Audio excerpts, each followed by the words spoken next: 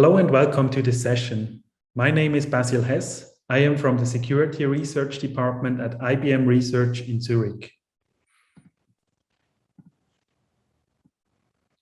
This session is about quantum-safe cryptography for long-term security. So in this talk, I want to start with introducing the risk that arises with upcoming quantum computers. This then motivates the need for a new type of cryptography that is currently being standardized and developed, so-called quantum-safe cryptography. I will conclude this talk by talking about software libraries that can be used already today to prototype quantum-safe applications. And I will highlight especially one application of quantum-safe cryptography in the storage area. But let's first have a look at the quantum computer. So quantum computers differ in many ways from classical computers as we use them today. The quantum computers need to operate at a temperature at almost absolute zero temperature. And while we are today used to classical bits, which are either 0 and 1, quantum computers work with so-called qubits that are in a so-called entangled state between 0 and 1. And in order to simulate only, let's say, 100 qubits on a classical computer, you would need more bits than there are atoms on the planet Earth. So it's virtually impossible to do that without an actual quantum computer. What can actually be done with a quantum computer? Here we can look at different kinds of problems. So there are easy problems that are easy to solve even on a classical computer. And there are hard problems for a classical computer. And there are some problems that are quantum possible, but hard to solve on a classical computer. Here applications are, for example, in computational chemistry, in materials research, in machine learning, or in optimization techniques. And there is one problem that has an special implication on cryptography as we use it today, and it's the problem of factoring. So in the factoring problem, we are given a large composite integer, for example, 2048 bit long. The problem is to find prime factors P and Q. On a classical computer, solving that would need millions of years. So it's not really solvable. But with a quantum computer, there is so-called Shor's quantum algorithm that is able to solve this problem in just some hours.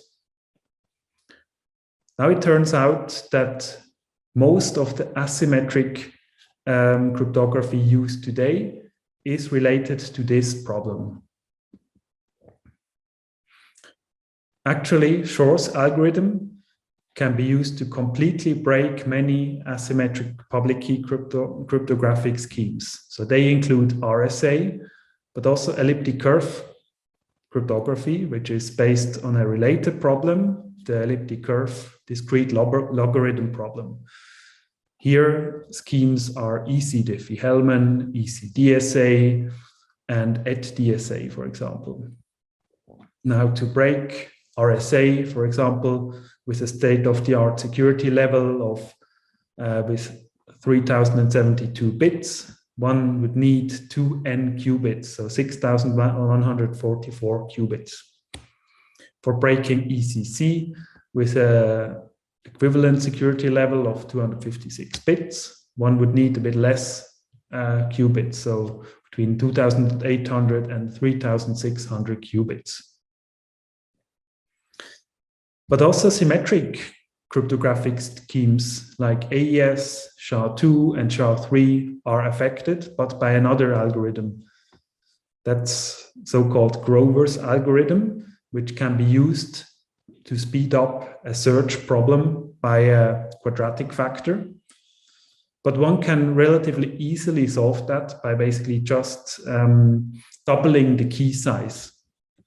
So if we are using AES 128-bit today, equivalent security level with a quantum computer can be achieved by migrating to AES 256. So we are generally more concerned about the asymmetric public key cryptographic schemes, because here we cannot do a similar trick by just doubling the key size. And if we have a bit of an outlook about the development of quantum computers, here we can look at actually two aspects.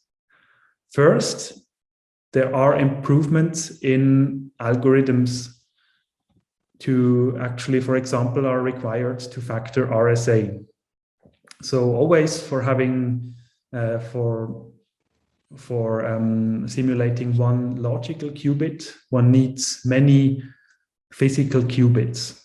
In 2012, for breaking RSA 2048, one hypothetically would have needed 1 billion physical qubits. This was improved by by quite a lot in 2019, where the best known approach would only need 16 million physical qubits. And there is likely more progress to be expected here. On the other hand, there is also the roadmaps of the development of a quantum computer that becomes more and more tangible.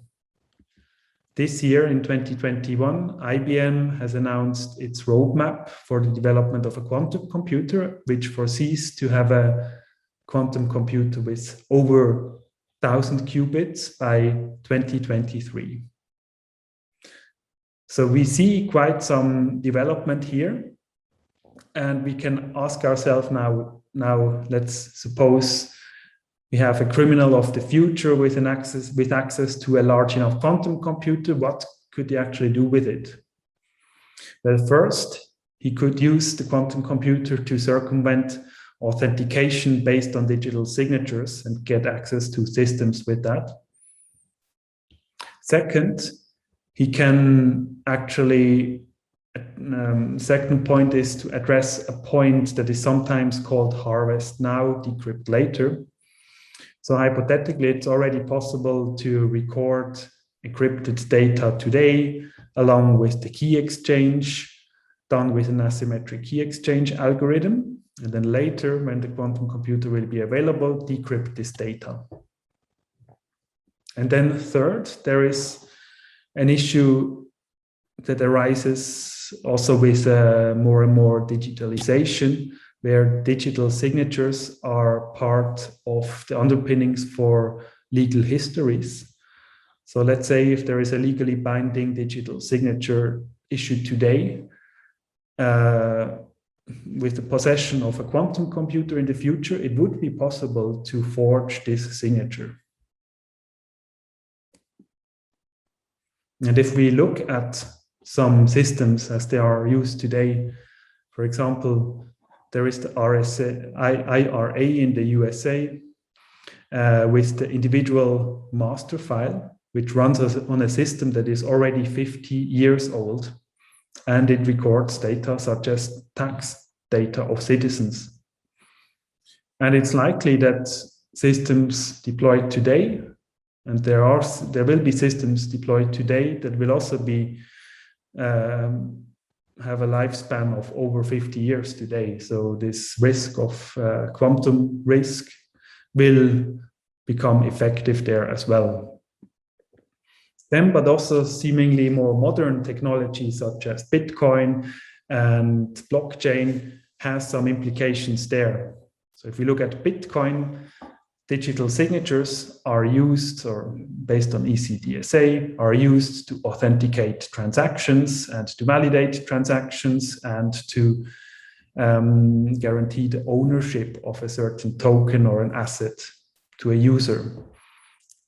So with a quantum computer of the future, one would potentially, or one would hypothetically be able to issue fraudulent transactions of Bitcoins.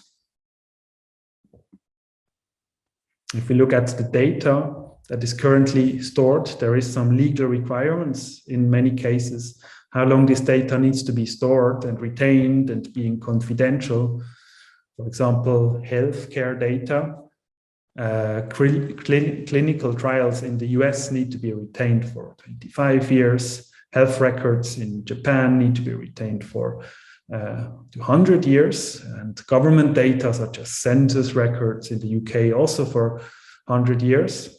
And if we look at finance data, for example, there are in some situations payroll records need to be retained also for 50 years. Looking at this data lifespan, the quantum risk will also become very likely effective there. So you have seen that also the impact of the quantum risk may lie in the future. The problem already exists today because we are today storing data and need to retain data today. And there is a need for new cryptography that addresses exactly this risk. And one needs to actually transition to these new cryptographic algorithms. Let's have a look at some approaches to quantum safe technologies. First, there is so-called quantum safe cryptography, where there's currently also standardization ongoing by NIST. So this is cryptography based on mathematical problems, difficult for both classical and quantum computers to solve efficiently. So it's important to note that this type of cryptography runs on a classical computer. So we don't need to wait for a quantum computer to deploy that actually. And this addresses confidentiality, identification, integrity, and repudiation. These are the categories that we most commonly need. Then there is a second technology called quantum key distribution, or QKD, that allows the exchange of cryptographic key between two remote parties using a link and using actually a quantum link between the two parties. This approach guarantees confidentiality, but it doesn't address the properties of identification, integrity, and repudiation. Then there is a third technology that is, I would say, more orthogonal to the first two.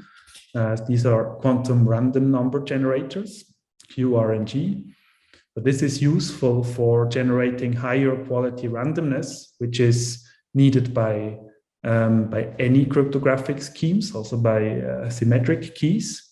But it doesn't address any of the security requirements of confidentiality, identification, integrity, and repudiation. But this is why in the next section, I want to have a closer look at quantum safe cryptography that fulfills all of those properties. So the National Institute of Standards and Technology of the US has already in 2016 started a standardization process of new schemes. So these are key encapsulation mechanisms, or KEM for key establishment, and digital signature schemes that are actually quantum safe. The call has started in 2016, and there were over 60 submissions from industry and from academia over the whole world that were submitted in 2017. And we have since seen 3 rounds of standardization. And by the end of 2021, NIST wants to actually announce which are the schemes that will be standardized. So the whole process will end in 2024 when we have final standards, but there will always already be draft standards available before that. So in the third round, we still now have a couple of so-called finalists that will be standardized, or let's say where some will be standardized after round 3, and some alternate candidates which may be standardized as a backup or after a further round of analysis. So finalists, there are still 7 finalists in the process. which belong to different families of schemes. Here we have so-called lattice-based schemes. These are Kyber, Entrue, Saber, and we have a code-based scheme, classic McAleese for the chems. And for the signatures, we have lattice-based schemes, dilithium and Falcon, and a multivariate-based scheme called Rainbow. For alternate candidates, we have basically this, some schemes that fall under the same categories as the finalists. There is one additional one called Psych, which is based on elliptic curve isogenies. And in signatures, we have two hash-based functions or hash-based signatures, which are Picnic and Sphinx Plus. So at IBM Research, we contribute to a couple of those schemes. So basically to the lattice-based schemes, Kyber, Dilithium, and Falcon. And on the alternate side, we also contribute to Psych, the isogeny-based scheme. This is the reason why I want to have a little bit a closer look at those two families. So basically the lattice-based schemes and isogeny-based schemes. So first, lattice-based cryptography. So a lattice is something you can imagine as an infinite grid of points in a plane where we can formulate a problem such as the closest or the shortest vector problem. Now to solve that would be easy in 2 dimensions, but if we move to higher dimensions, it actually becomes difficult on a classical computer, but even also on a quantum computer. So lattice cryptography is a field of mathematics called the geometry of numbers. This allows us to formulate a problem such as, given the matrix on the blue matrix on the left-hand side and the vector on the right-hand side, find the secret vector here in red. And if we add an error vector of a certain distribution, this leads to a problem that is known as the learning with errors, or LWE problem, that many lattice-based schemes are based on. So NIST has announced that it will actually standardize a digital signature scheme and a chem-based scheme based on lattices. And there are some reasons for that. So first, lattice-based cryptography is very efficient and has fast implementations that are sometimes even faster than classical crypto as we use it today. Now, the keys and signatures, they are a bit larger than we know from classical crypto, but it's not excessively larger. So it still fits many applications and protocols. And there are some experiments that have shown that it generally has the least impact of the most mainstream applications. Furthermore, lattice-based cryptography is a very versatile building block for also some more complex cryptographic schemes. For example, fully homomorphic encryption.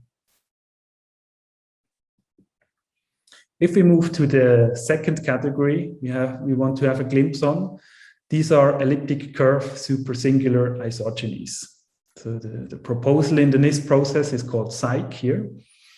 And it is basically based on elliptic curve cryptography as it is well known today, where we define an elliptic curve and a group operation on that elliptic curve, so-called addition. But now the difference to elliptic curve crypto as we know it today is that we define so-called isogenies, which are sort of a map between two elliptic curves. And if we take all supersingular isogenies, it turns out that these form a graph, a fully connected graph, with vertices being elliptic curves and edges between them being the isogenies. And this allows to perform something called a random walk between vertices. Now, a key exchange scheme based on isogenies will work as follows. So we have Alice and Bob that start with a predefined elliptic curve E0. Then they both perform a random walk starting from E0, ending up at EA and EB. And these are now the public keys that are exchanged between Alice and Bob. They will now perform the same random walk on the elliptic, starting with the elliptic curve that they have received, ending up at the end with EAB and EBA. And these are two elliptic curves that are isomorphic. So they have the same so-called J invariant. And this J invariant is then the shared secret between Alice and Bob. The core idea in protocol this protocol is called SIDH, is to compose two random walks on an isogeny graph of elliptic curves in such a way that at the end node of both ways of composing is the same. So SIDH or Psych is interesting for a number of reasons. So the key exchange illustrated here is similar to Diffie-Hellman key exchange. And it's one of the only schemes that allows for this kind of key exchange. And also the operations that are performed are actually quite well known. So majority on the lower, let's say on the lower layer of the computations is actually just elliptic curve cryptography. Furthermore, the public keys and the ciphertexts are very small, so they are the smallest among all the candidates in the NIST standardization, with the slight trade-off that the performance is still relatively slow. So SIDH or Psych is very interesting for certain use cases. For example, if we have networks with high latencies or low bandwidth that require short key and ciphertext sizes. Now, if we zoom back and let's go to all of the key encapsulation mechanisms, in this case of the third round of the NIST standardization, we see quite some differences. So here on the x-axis, you see the performance in cycles, and on the y-axis, the ciphertext and public key sizes. We see that they differ by actually several orders of magnitude between the schemes and the families. And if we here draw, for example, a reference point of what about the performance and size of elliptic curve cryptography is as we use it today, we see that there are some schemes that are actually a bit faster than that, or quite a bit faster than that. These are some lattice-based schemes. If we draw as another reference point RSA 3072-bit, we see that there are also some schemes that have some smaller public key and ciphertext sizes. So these are the isogeny-based schemes in this case. So we see quite some variations here. If we look at the signature schemes, there we also see here in terms of signing time and signature sizes, that also here there are differences of several order of magnitudes between the schemes. And then here there is also a trade-off between signature size and public key sizes. So there is one family, so these are the hash-based signatures, which have very low public key sizes, but very large signature sizes. On the opposite end, we have so-called multivariate schemes that have large public key sizes, but very small signatures. If we now look at, say, some mainstream applications, we see that size is sometimes as important as performance, for example, due to fragmentation, buffer sizes, protocol limits. And if we look at a protocol like TLS 1.3, each handshake actually includes exchanging a public key and a signature. So we are looking in that case for a good trade-off between public key and signature sizes. And we see that generally from that perspective, also here lattice-based schemes perform best.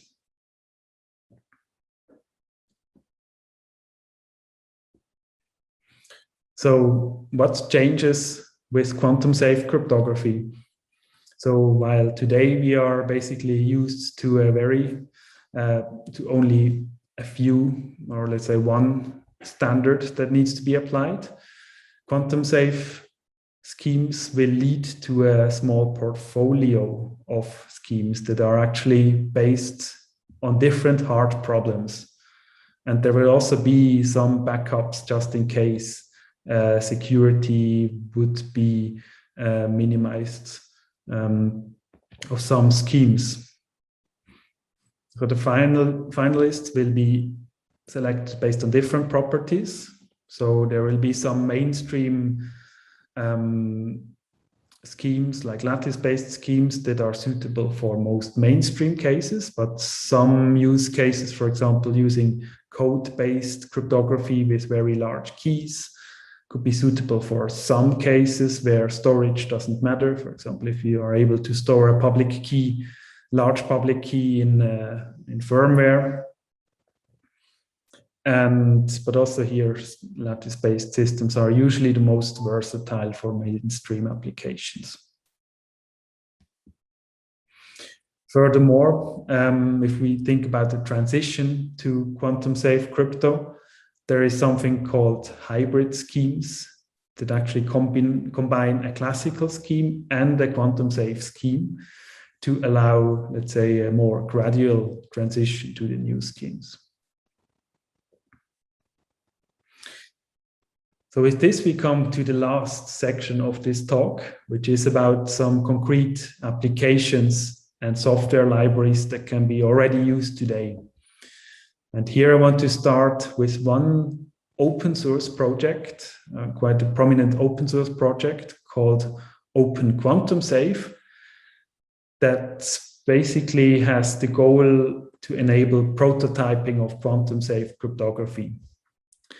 And it also has a goal to actually enable whole protocol stacks from the actual algorithm implementations on the low end here up to the applications to be enabled with quantum safe cryptography. So this is an effort led by Douglas Debila and Michele Mosca from the University of Waterloo, and it includes different industry partners. So we at IBM Research are contributing to it. There's also Microsoft Research, AWS, and EvolutionQ contributing to it, and there are many more individual contributors to it. So Open Quantum Safe, it starts at the bottom end here of this graph with including almost all quantum safe algorithms from the NIST standardization process. So isogenies, code-based schemes, lattice-based schemes, multivariate schemes, and hash-based schemes. And it exposes them with a common API for key exchange and chems and for signature schemes. And this is then delivered as a library called liboqs. This library is a native C library available for x86 and x64 for Linux, Mac, and Windows. And it also supports ARM and also PowerPC 64LE. liboqs is then integrated in a couple of protocol stacks. So there is a fork of OpenSSL 111 that allows to use SMIME, TLS 1.3, and X509 certificates. For the upcoming new release of OpenSSL 3, there is also an implementation of a so-called provider that allows to plug in quantum-safe algorithms in the mainline OpenSSL3 distribution. Furthermore, there is a fork of boring SSL, of OpenSSH, and there are a couple of language wrappers. So if one doesn't use native C application, one can use C#, C++, Go, Java, Python, and a Rust language binding for that situation. And finally, there are a couple of applications that are also delivered as part of Open Quantum Safe. Apache, the Apache web server, Nginx, curl, Lynx, OpenVPN, or Chromium, in this case using the Open Quantum Safe boring SSL fork.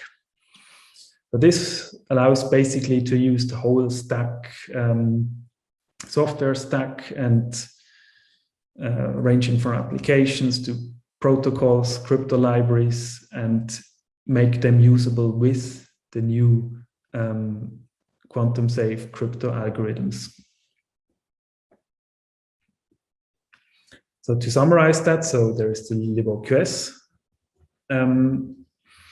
library, which actually includes, or let's say libOQS doesn't implement the quantum safe algorithms itself, but instead it uses implementations from a project called PQ-Clean that aims at delivering clean implementations of quantum safe algorithms. And in some cases, it also uses some high quality reference implementations delivered by the team members of Open Quantum Safe. libOQS is published under MIT license. It's built for macOS, Linux, x86, ARM version 7, 32-bit, ARM version 8, 64-bit, and PowerPC 64LE, with a couple of language bindings as highlighted already before. There is also a quite extensive testing and benchmarking suite available for Open Quantum Safe, also including the protocol stack integrations. And finally, Open Quantum Safe also enables this hybrid key exchange and hybrid signatures that allows to combine classical and quantum safe algorithms. So for example, in the OpenSSL TLS 1.3 implementation, it's possible to use TLS key exchange using both elliptic curve-based classical algorithm together with something like Kyber or Cyc for a quantum safe algorithm. So for a developer wanting to use libOQS, he is basically presented with an API, a relatively simple API for key encapsulation mechanisms, KEM, that allows to, for example, generate a key pair, does the KEM encapsulation and decapsulation. And for the signature schemes, there's also key pair generation, sign and verify operation. This is the native C library, and this, if one uses the language wrappers, this is basically mapped to a language like Python. And on the right-hand side, these are the current algorithms that are available through libOQS. So there are almost all the finalists and alternates available with many different variants and also with different optimizations. So in many cases, there are generic implementations and assembly optimizations, for example, for Intel platforms or mainly for Intel platforms. And now finally, if we look at one particular application which lies in the storage area, one thing is quite interesting, and that's a quantum safe tape, because tape that's usually used for storing a lot of data, large amounts of data, and for storing it for periods of up to decades. So that's a very wide time horizon, and that's exactly a very good use case for quantum safe cryptography. It's very likely that if it's stored for many decades, that this risk will actually materialize. The state-of-the-art tape solutions usually use a combination of asymmetric and symmetric cryptography. So the asymmetric cryptography is, for example, used for key establishment with a key server, for example, using a protocol like KMIP, where the key used for encryption is established. But it's also used for authentication there. And if you have firmware as part of the tape drive, it's also used for firmware verification. Then symmetric cryptography is typically used for the data encryption on the tape drive itself. If we here substitute algorithms used today with quantum cryptography on the asymmetric side, we will be able to allow a long-term security for tape drives. So at IBM and IBM Research, we already in 2019 announced a first prototype of the world's first quantum-safe tape drive. So the quantum-safe part here is implemented in firmware of a state-of-the-art TS1160 tape drive. And in this situation, we used lattice-based quantum-safe cryptography, using those schemes where IBM Research is actually involved in the standardization. And this is crystals Kyber and crystals dilithium. So crystals Kyber is used for the secure key transport between the tape drive and the key manager. So for establishing the encryption keys. Then dilithium is actually used for two parts. First, for authentication of the key transport, and second, for verifying the firmware of the device. Then the actual data encryption is done with AES 256. But this prototype is implemented on the tape drive side as a firmware update, and it will be possible to actually productize that after the NIST standardization has completed. So to summarize my talk, so we are right now in the final round of the standardization process for new quantum-safe cryptography standards. And we will see that final standards will be released by 2024. And in comparison to today, we'll actually see that there will be more than one algorithm being standardized, where some of them are usable for mainstream applications, and for other applications, some more specialized standards can be used. And it will be almost certain, and NIST announced that there will be standards based on lattice cryptography being standardized. It will be announced by the end of this year which standards those will be. And I also want to highlight the importance of ongoing prototyping and to already prepare the adoption of this new quantum-safe cryptography standards. Just because migration to new cryptographic algorithms usually takes some time, and that's why it's important to already do this today. And it's possible to do that using open source projects like Open Quantum Safe, and we have already shown that it's possible to already do prototyping of a solution like quantum safe tape storage already today. So with this, I conclude my talk, and I thank you very much.